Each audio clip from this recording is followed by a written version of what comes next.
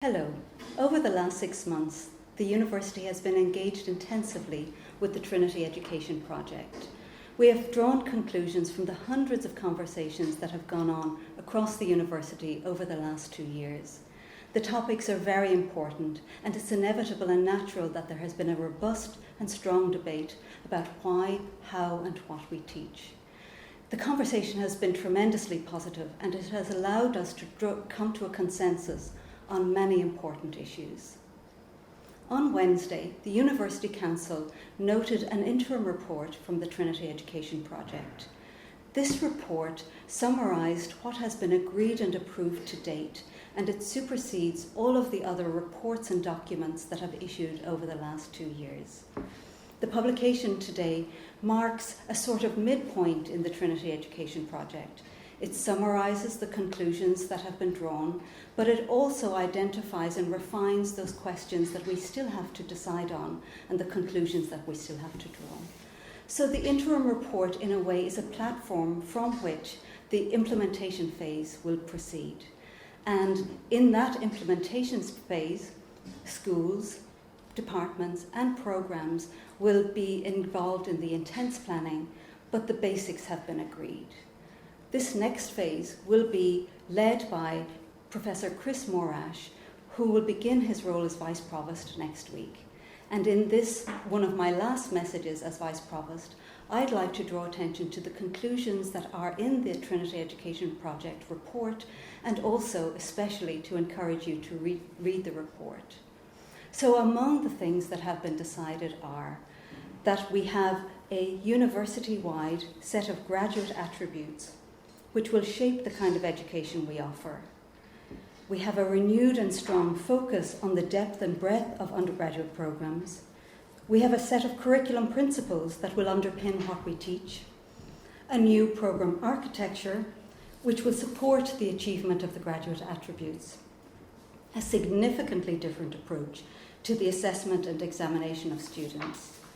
We have agreement to simplify and streamline the admissions procedures, agreement to reduce the complexity of our programme structures, as well as the rules of progression.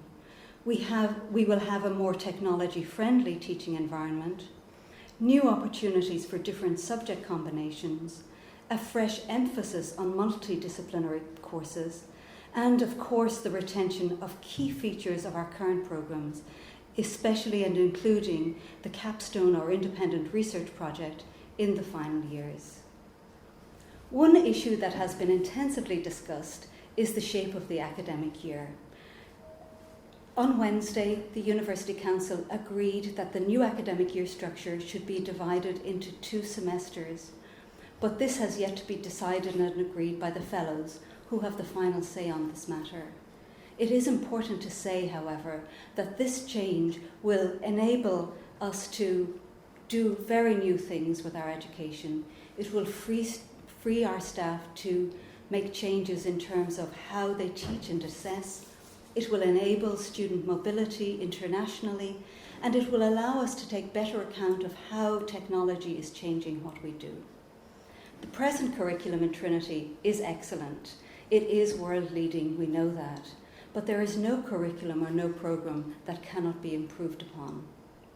So I believe that there are many advantages for students and staff in this new programme architecture and in the Trinity Education Project.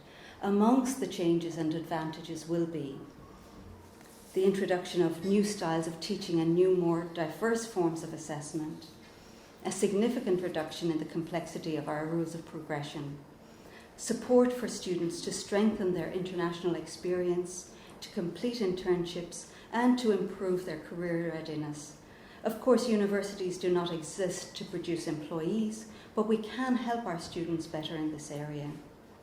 We will have more and better informal learning spaces that will encourage student collaboration.